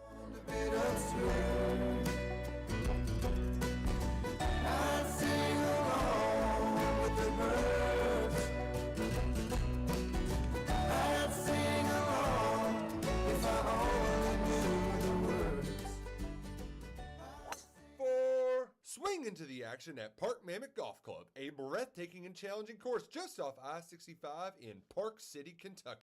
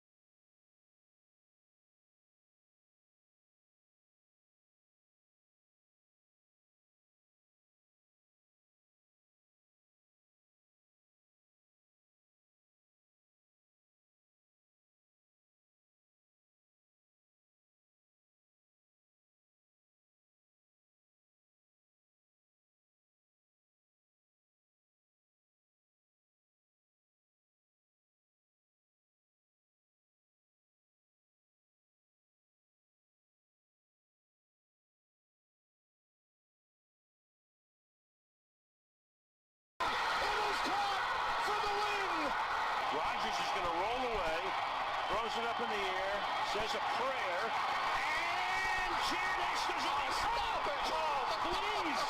They clock at 1. They get it off. They need the 27 for a first. Penalties fly. Rogers dancing. Fires downfield for Adams. He's got it! Touchdown. He's just the man. I don't know what else people need to know. And this is one of my favorites. Hold on. This was against the Cowboys. Tie game. Packers got the ball on their 25-yard line. Like 13 seconds to go. You have to go, I don't know, Roush, 30 yards to just even sniff field goal range. Mm-hmm. It's 3rd and 20. To his left. Comes underneath, and the pass is incomplete, out of bounds. Now No. they say complete. Yes. Yeah, it was the most incredible throw. Got Green Bay right into field goal range, win that game in regulation. Bada boom, bada bing, get out of Dallas. I did some See you later. Smell you later, Cowboys. research, too. There's actually 4 Hail Mary, so Gronk was wrong. He had one with the Jets, too. Well, hold on. He actually has several more halftime Hail Marys, and he's got a few with Green Bay there. The Jets was a halftime one. There was a Giants one. There was I a think he has halftime one. 3 end of regulation Hail Marys. Okay. But Gronk could be wrong. It's wrong all the time. I'm really upset with Gronk. One of them was to Randall Cobb in the back of the end zone. Well, he had that play to get Green Bay in the playoffs where it was a busted coverage and Cobb was wide open. Oh, yeah. It's where you remember where you were for these plays. That's how you know they're that's special. the good stuff. I do have some more good stuff to share. Some more sports talk. Tell we need to me get to. something good. Ross Dellinger said that at the SEC spring meetings, the SEC talked about giving each sport caps for rev sharing. Oh, no cap. So they were like, well, we were going to say that X amount of revenue sharing could only go to football. You can't exceed it. They wanted to have, some people in the room wanted standards for each sport. Mitch Barnhart said, whoa. We are not capping Kentucky basketball revenue sharing, right? They're going to get more money than most. So I think that's overall good news. They wanted every athletic program to have the same piece of the pie. To have at least you could have wiggle room, but they were going to have maximums that you couldn't, let's say, give basketball 10% of your rev share. That would be too much. I don't know exactly what the standard was going to be. The SEC, the C stood for communist. That's what they were trying to do. And Mitch Barnhart said, capitalism greater than communism. You are not keeping that money out of our basketball players' hands. Because the approximates, like here's a... Yeah, that would be dumb. Good for Mitch. Yeah. So Georgia, they've already announced their plans for rev share. 75% to football, 15% to basketball, which would equate to $3 million. Poor Mike White. I think Kentucky's going to spend more than $3 million on their basketball roster next year. Georgia's only spending $3 million? At least in... What is Soto? What's your agent doing? In rev share money. Now, I'm sure okay. NIL Go gotcha. can give it a go on their bankroll. But yeah, that Ross Dellinger reported that recently. I thought that was worth sharing, and that makes sense. I do think that it should be mandatory that schools share what they're sharing, and I don't know if you'll have to FOIA that to happen, but I would like for UK to be forthcoming on how they plan on splitting their money up, because that's, I think, the worst part about the NIL situation right now is how in the dark we are. You give, because I mentioned this when talking about Kentucky football recently, but like the less information you know, the more it adds fuel to the haters. So like NFL teams aren't as mad about free agency decisions because they understand the dollars and cents just don't work.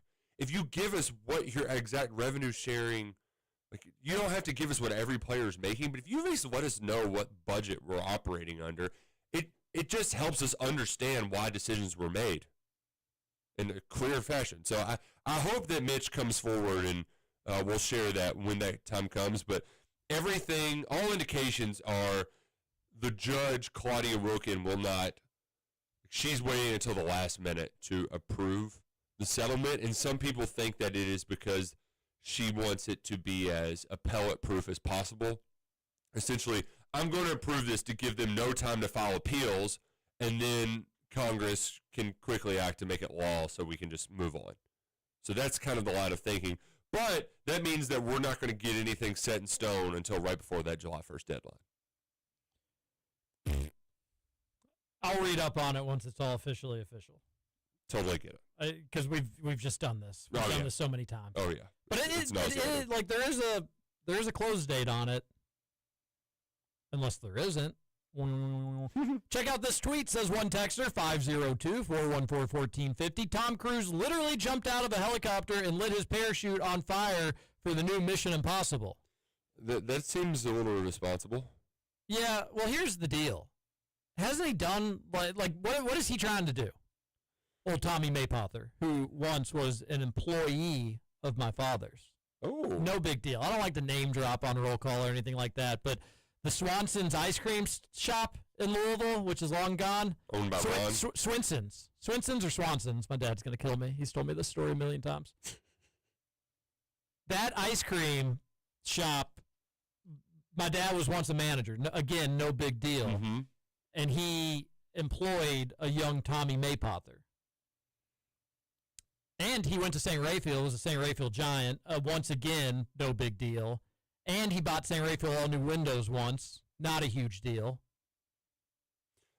Was briefly a St. Xavier Tiger. I don't think he ever went to DeSales, did he?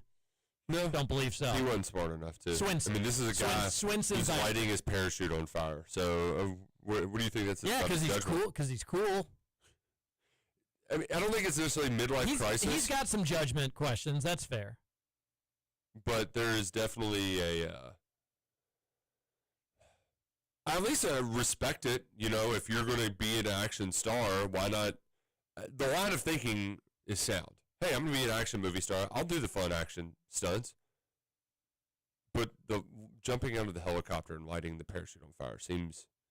Is that really necessary? It does seem like it's more than just like movie. And it does make for amazing scenes, by the way. It's not just...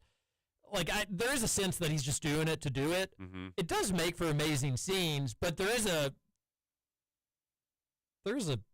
risk you got to weigh at some point where it's just like, all right, it would be a good scene, but you may die.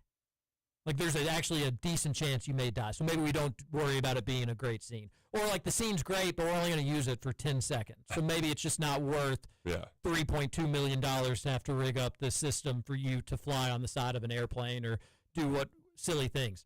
One thing about Tom Cruise, and I'm sure it's probably just the reasons why I probably wouldn't want to know, he looks amazing.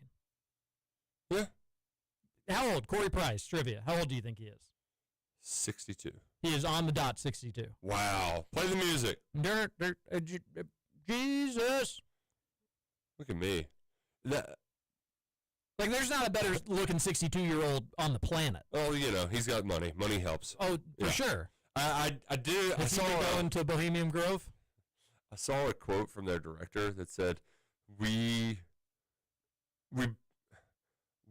got as close to killing him without actually killing him." Something along those lines. It's like we tried our damnedest to kill him without actually doing it. Well, once a phenomenal ice cream scooper, now a movie star. Oh, yeah. Texter says that only happened for a semester. So. Don't forget, TJ, Tom Cruise went to St. X for a whole semester. I think it was a full year. There was again, he's a Tiger. Once a Tiger, always a Tiger. He's in the Scientology stuff, correct? Yeah. I don't know if he still is, but he definitely was at one time. Same texter says, I will join in on the Churchill Downs rant. First, we all know they won't be able to staff all the new glowing areas except for Derby week. But my biggest gripe is that grass is under fire. There's concrete everywhere now. I miss the Pat Day Garden. Twilight Thursdays aren't the same in that one area they have it now. Oh, it was great over there near the, I don't know kind of in between the first turn and the clubhouse. Having that little grassy area, that Pat Day statue, the Matt Wynn one, that's a much more comfortable area. It's shady. Instead, it's just like, let's put it by the concrete because we spent all this money on the paddock. You got to be in the paddock. I don't know if I love the paddock. I was all right with them switching things up and doing something. I just don't know. I think where the horses trot and parade is great. But the surrounding areas, it's hard to look at the TV if you're just if you're around the paddock. Yeah, so you go to your corner, it's where you're standing. And you'll be missing a part of the screen. Yeah, so I don't even know who those TVs are necessarily designed for, probably the buffet sections. The second floor is the best part about it. I mean, that's where we hang out when it's like a night race or something, because You have the two screens up there. You're really close to the spires, and you see the old Kentucky Jockey Club, like the very old facade of it. That part's nice, and that's really the only spot where you can watch the screens. Is up on that second. You're right, and that's maybe that's what they're there for. Mm-hmm. But this texter's spot on. At some point, they may look and be like, "Oh, I wish we had a little bit more green space here. It's nothing but concrete." Yeah, and you can always kind of bring in plants and liven things up and make colors pop and whatnot, but it just doesn't feel the same. You're right. When you think about that old paddock, it had a little of a garden feel to it. You also were closer to anymore. The horses. You can't really see them because they're so far, like they're tucked in behind everything. They are a little tucked in. Again, it's cool if you're kind of up against, like they have places you can put your drinks in the program, the railing, it's standing only, but it's a nice setup. It's just, for as much money as they spent, probably should be a little bit better, a little bit nicer. Just one person's opinion. One texter says, I'm so jealous of the potty pooping. My 3-year-old is capable and has done it many times, but the past month he waits until after bedtime books to poop in his pull-up. We've tried everything, but nothing is sticking so far. So, dude, that is the most relatable. I can't. Here's my advice. Go ahead, Roush. I just will say, buddy, we are there too. We're slowly making strides. We went like 4 months in between just any potty training. He pooped multiple times and then just like went back to diapers for a few months. Like it's a war. It is a war. We're all just fighting it. Maybe we're fortunate. We had some struggles with the potty training. Make no mistake about it. And we probably aren't in the woods again, as my daughter accidentally went to the bathroom on her shirt a little bit today, as we've talked about in segment number one poop show radio in town. Oh yeah, and we pride ourselves on car trip or something. We'll put her in a pull up, whatever. And my sister was like, "Stop doing the pull-ups. You just have to rip the Band-Aid off. It's just got to be you got to commit to the bit. Mm-hmm. You got to do it. You just have to do it." And so she can do it. And I was like, that's hard. I don't know if we're ready for that. It can be a little hard on mom and dad too. It's a parent thing because like most of this is just you have to be ready to clean up some messes in the bed. Yeah, of course. Mm-hmm. And we were like, all right, let's do it. And we committed to it. And I kid you not. I mean, it wasn't even like 2 days before we were like, oh, okay, it's worked. Like it's working. She's going on the potty. It wasn't perfect. It wasn't just like you snapped your fingers and she had transitioned over, but it was like 90% better after about 2 days. And then after about 2 months of that, it was like she's pretty much potty trained. The wiping, I feel like we got incredibly lucky on. And again, it's not perfect by every stretch of the imagination, but I thought it was just going to be skids in the undies 24/7, and it's truly not, which I'm a little bit surprised by because even some adults could struggle with such a chore. But I feel like we are fortunate. I know, I'm sure our second one, the 1-year-old, she'll be 5 or something and still having issues. My former roommate's 33, and he wets the bed frequently, usually after a night of drinking. It happens. My brother. The sooner you guys realize Churchill Downs, oh yeah, we read that one. I'm with TJ. Cheeseburgers are perfect breakfast food. Forget about all-day breakfast. Give me a 7 a.m. cheeseburger. And that's from Shano. Yeah, I think Big Breakfast has you fell for the propaganda, Roush. I love breakfast foods, man. Don't let anybody tell you what you can eat and when. I think cereal is sometimes better in the evening. I can get with that, especially if it's a sugary one. It's basically dessert. Roush. Yeah. Are you Team Trump or Team Musk? Who gets the family Bible? My favorite part of this is that we kind of all knew this would happen at some point, and Elon did it in the most predictable fashion possible, which was the Dave Chappelle just knock over the water and run out of the room. He's in the Epstein files. Which isn't even news.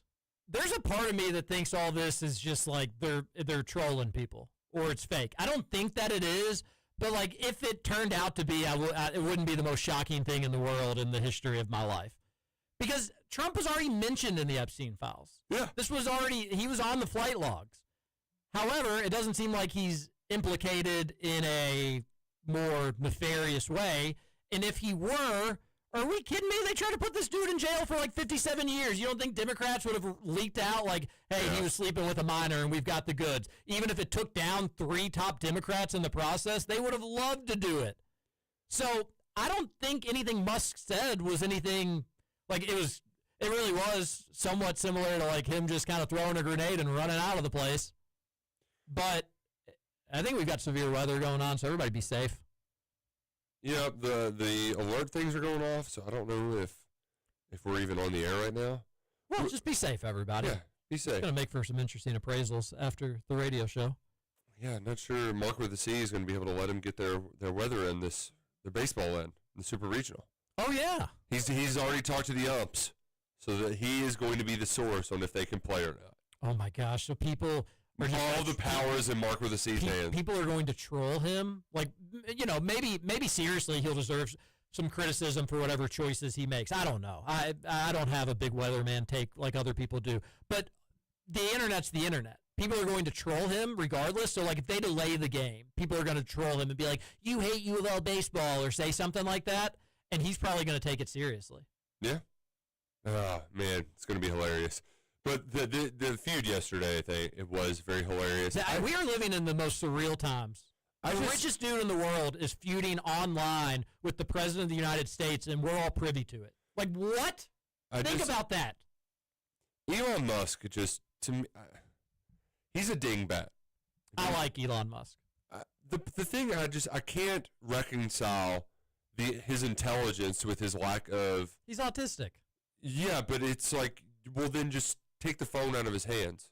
You know what I mean? Like, you got to learn how to live with it. That's interesting. You're saying that with Trump on the other side, but I hear what you're saying. You know what I mean? Like, he'll tweet just some outlandish, like you would think that a 7-year-old tweeted it. Right, like Trump. I know he's mostly bluster, and it's some of it I think is a bit, and I would love to truth serum him. Like, is it hard for him to turn on? Because it feels like he's his cult of personality. It's a little kayfabe.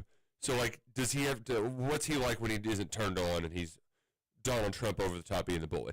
With Musk is like a very, like, science nerdy, like, really smart guy who just, like, I guess he just has this Michael Scott. He needs to be loved, so he's probably like never meant to be on the stage. He's never meant really to have the microphone.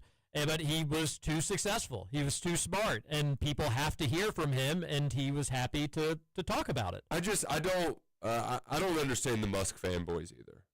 Like I don't know if you would consider yourself one. I wouldn't say. I think I really would compare him to like a Ben Franklin of our times. I think he is like, and this was interesting because the wife said this. She was like, "Well, so what? He's not going to be able to go to Mars now, poor guy."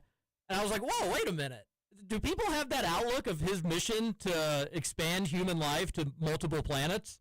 Is it like just thought of to be like a joke and not something that like should be taken as like incredible? Yes, because of the way he packages it. And that's the thing. He isn't surrounded by enough no-men to tell him, like, Elon, if you want to accomplish what you want to accomplish, you can't be, like, we have to bottle up some of this and present it better to the public. Because he does have a lot of... But his goal is to save the human race. Like, to save our species that has existed on this planet for a very, very long time. And that's why he bought Twitter? Like, that's the part. That's why he bought Twitter, because the government was influencing social media sites. I think that is also an incredibly noble thing to do, to just spend an incredible chunk of your fortune to be like, hey, the government's overextending its boundaries. Here how I can stop it. Well, that's incredible. Or did he want to do that just to share his memes, though? He didn't do it because to share the memes. It was because the government was spying on people and telling a social media company what people could and could not post. He does love his memes, though. He does love his memes, and maybe there was a second reason behind it. And he saved astronauts in space who were going to die. He saved them because the Biden administration didn't want to give Musk a win. They wouldn't tap the cap to be like, all right, fine, go do it. And you saw that lady's jaw. It was a mess. She was up there entirely too long. I'm not going to lie. I don't even know if I'm familiar with the story. Because they were stuck in space for a while, right? No media outlet's going to talk about it because it was a nice thing Musk did. He was like, hey, I've got rockets. I'll go save them. And when Biden was in charge, they were like, no, we're going to figure it out. Don't worry about it. And these people were like, please help us. We need to come down. And then finally, when Trump was in charge, they gave Musk the okay to go save them, and he did. And they saved them. Saved lives.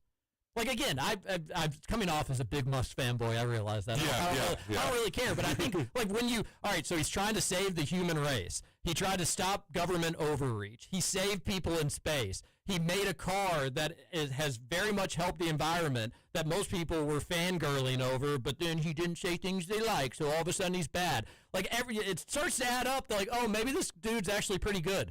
He wants an AI that's not controlled by a big corporation, which, granted, I know he is a big corporation, but, like, he understands the importance of AI as well. I think when you just start to line it up, it's like, oh, yeah, he's annoying on social media, but see, actions speak louder than words. Yeah, but they don't, because they just... They absolutely do when you save humans in space. No, like, you're right, but that is overshadowed by his just shenanigans online. Like, he acts like a child on the internet, and you can't...